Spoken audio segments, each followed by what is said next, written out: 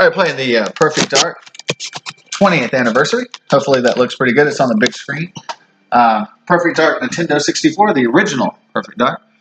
Let's see how it's looking on that. This is just the pre-entry part. Oh, that's looking pretty good. Alright. I even cleaned my N64 today on the outside with some antibacterial viral wipes that were just make it look, it's like a 24-year-old machine. I wanted to make it look new again for the occasion of the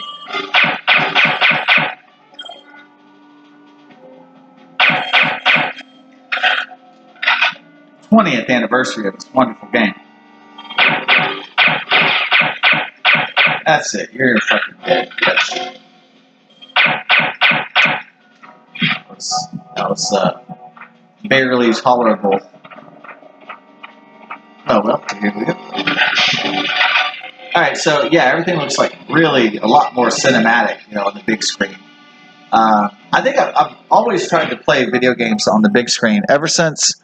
I think the first time I tried to do it, my parents had a huge, a 52-inch or something. They had a massive 48-inch screen TV in the 90s. And I remember, I had my little, whatever the normal-sized TV screen. And I'd always play my Super Nintendo on there, and it was fine. But I got the idea, it was like the weekend. I was like, well, I could play video games in my room,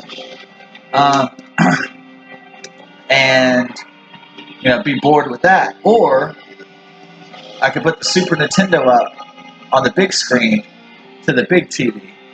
So I did it, but my parents kind of were wary of it because they heard a rumor that the video games, if you plugged them into big screen TVs, that it would mess up the big screen TV and it would short out and it would have a shorter lifespan. So we'd often get into little rows about me doing it, but as long as I did it when they go out to go dance and have drinks and stuff and go eat and all that, as long as I did it, sparingly, then they wouldn't have been, they wouldn't be mad about it. It wasn't like, you should find it useful. It wasn't like a thing that, so they put shadows of doubt into my mind that something was going to go wrong. And, the TV was the expensive big TV. Now, you got to remember, 48, they didn't have flat screens back in the day, so a TV like that was, huge. It took 4 full-grown men to carry, in some cases. And I think it took, I wasn't full-grown yet, I was just 13, but it took me, my grandpa, my uncle, and my stepdad to move the son of a bitch. It was so heavy, it was so big. Because they had gigantic cabinets with those old TVs, like old arcade games. So,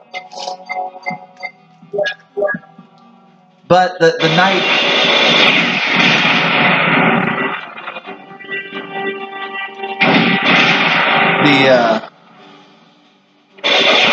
the night that I hooked it up, that Friday night when my parents went out dancing, it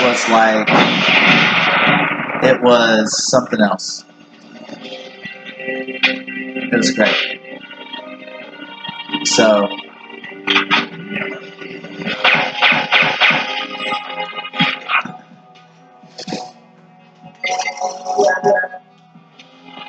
it was well worth it. I had a great time. So then my parents would come home and my mom would scold me. She'd be like, Scott, you know that you can short out the TV if you put the video games on the big screen. And I'd just be kind of rolling my eyes, kind of it's not going to mess up the TV. It's, it has the ports and all that. And But now they know pretty much that now they know that you can plug in a VCR, DVD, Blu-ray, and you just change it to a different setting, and it's not going to mess up your TV. Your TV is going to live the normal lifespan it is because it has ports for this stuff. So it's not like I play video games for a few hours and it's going to destroy the TV. That's not how it works. Back then, people were like very paranoid about video games on large screen TVs. Not everybody, but I mean, I guess a big screen TV back then was like a considerable investment, if you will. So if you had, I mean, you could have been making 30 grand, 40 grand a year, 50 grand a year, 60 grand a year, etc.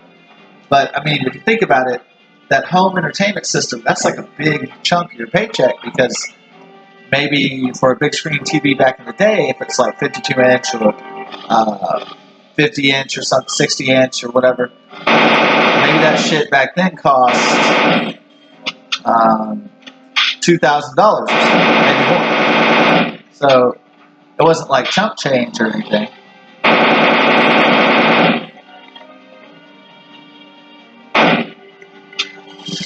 Alright, gotta tag that bastard. Alright. Yeah, now they're flat screen. They're a lot easier. You can move them with 2 people instead of 4 full-grown men. So there's a lot of advantages. I like how you can make the TV super big, maybe even put them on your wall, massive, and they still work the same or even better than those old big screen TVs that are clunky and have the old tubes and all that jazz. So I know the quality, if I'm making a video, this is pretty good. My laptop camera is not high quality. It's not like as high quality as an iPhone, but it's decent if I'm going to talk about a game or play an old Nintendo game like this is. 20 years old on May 22nd, 2000. Right after I turned 40 on May 21st, 2020. So.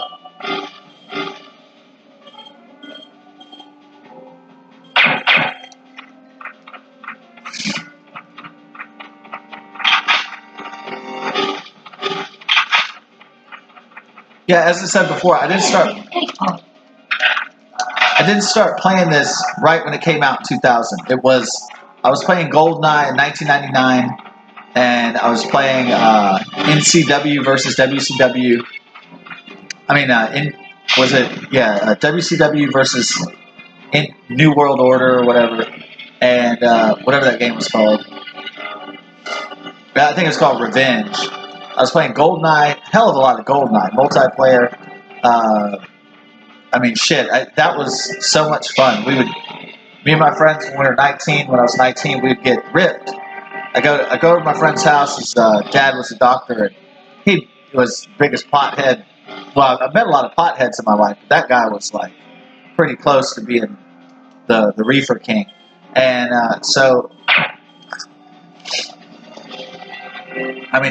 all the time he's like, "Hey, you want to smoke a bowl? You want to smoke a bowl?" I met another guy like that. He was kind of wealthy, and he smoked bowls all the time. But this guy was definitely the fog master.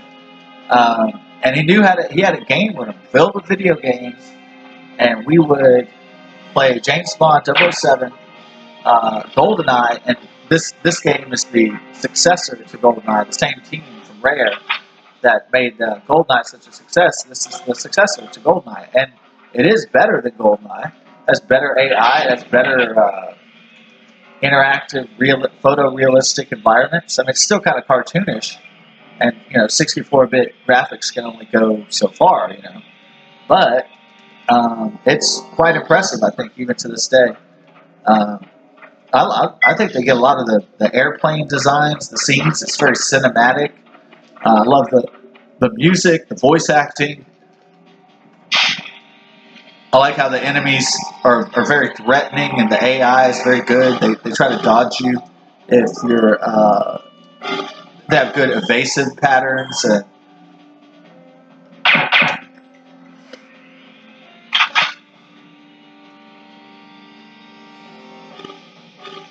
I like all the objectives, and you have to complete a level. You have to do a lot of like tactical thinking or tactical planning to make sure the levels go correctly. So to me, it's like really impressive. I know there's other FPS shooters that came after. I guess what is it? Call of Duty, Halo. Of course, Doom had been skyrocketing on PCs, and then all these subsequent Doom, and now we're up to Doom Eternal. But you know this this game is really something.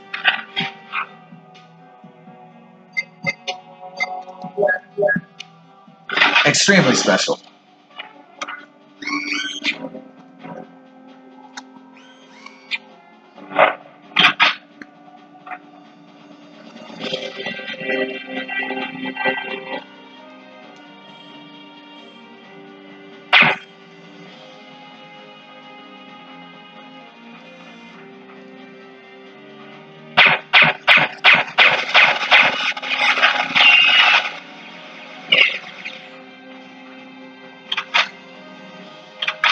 So,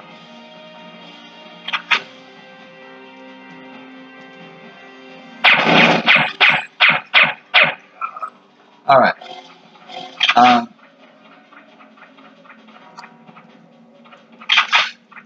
so yeah, I mean, to me, this is still a trail. It's a trailblazing game. It's like playing one of those classics, like Goldeneye 007, James Bond. I mean, it's just one of those classic. I want to say eternal, immortal things in gaming and gameplay. It's really revolutionary. Um, we'll hit him right in his head. Oh, okay. And then we just wait for the guys to come. They just.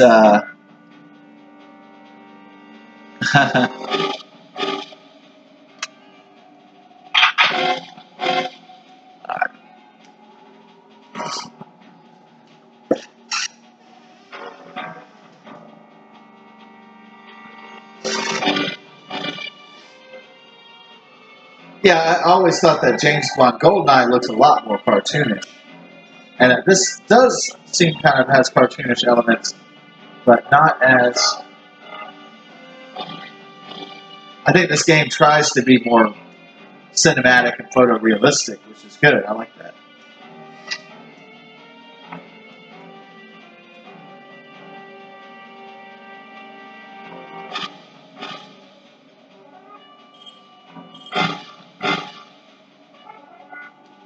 There we go. Oh,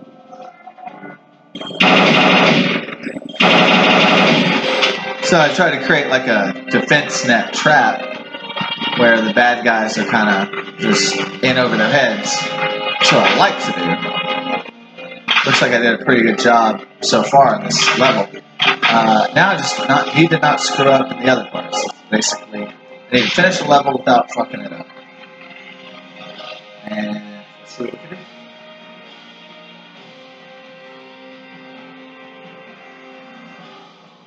Alright.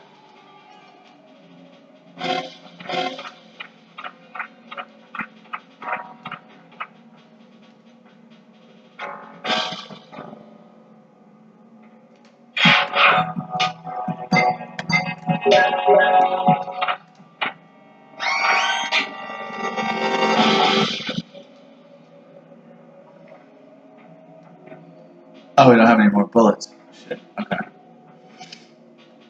Let's go ahead and what else?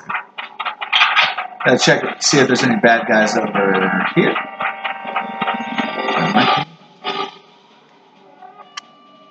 Let's go ahead and throw a grenade.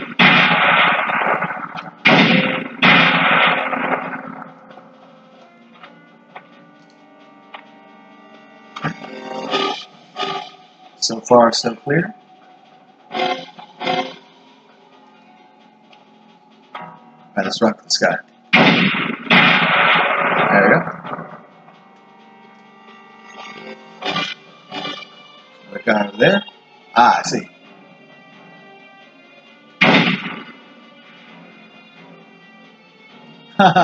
Here he comes, right? Oh, yeah. There you go. And we could... Alright, so this is clear. As far as we know. So we can... So if this is clear, that means I can snipe this guy over here. When he comes back. It should come right back around. Yeah, I'm trying to like just remember where all the people are, eliminate them, and then when it's time for the... Okay, so it should turn around and come back, right? As far as I know.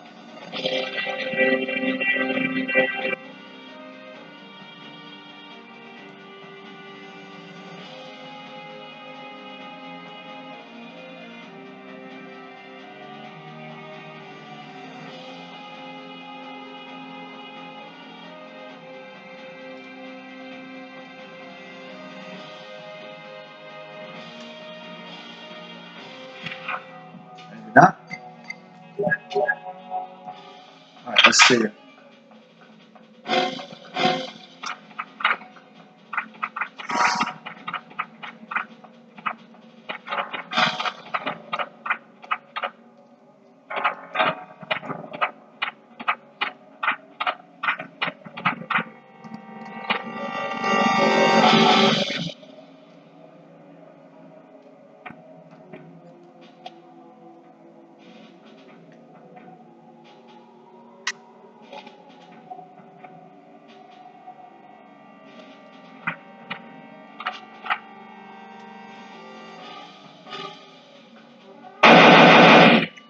There we go.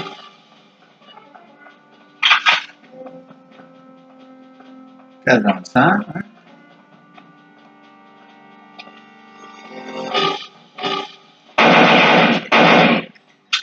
Oh, hi. Alright. Pretty dang good. So we're going to be thorough in the next one.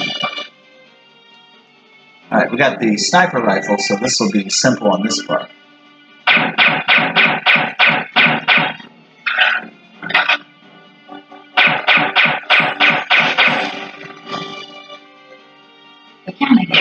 Oh. Jamming, are they playing Bob Marley?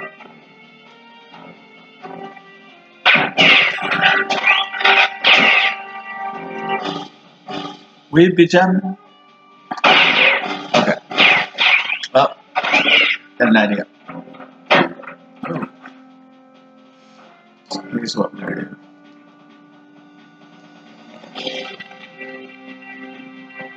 Oh, there we go.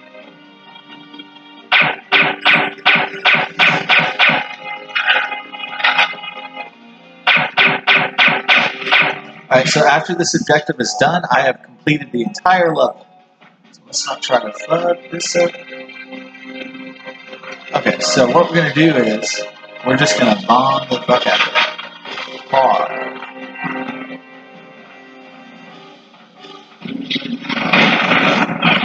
Got it. Bam. There we go. What do you want? How are you feeling, Mr. President? Better now, young lady. Today, I think it will take a while for me to get over. I can't believe Easton will do such a thing. I knew he was ambitious, yes, but... Just one thing, sir. What is the project that Trent wanted so badly? It's a U.S. government deep-sea research vessel, one of a kind. The only ship that can conduct a full-scale diving operation of extreme depth. Trent wanted me to loan it to the Dayline Corporation, but I refused. Trent has a lot to answer for, but I don't think we'll find him now.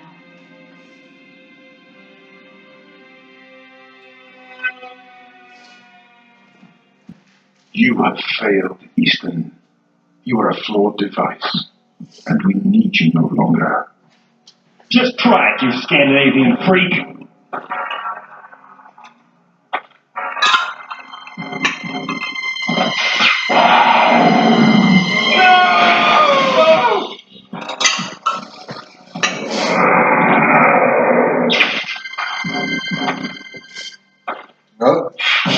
All right. There it is.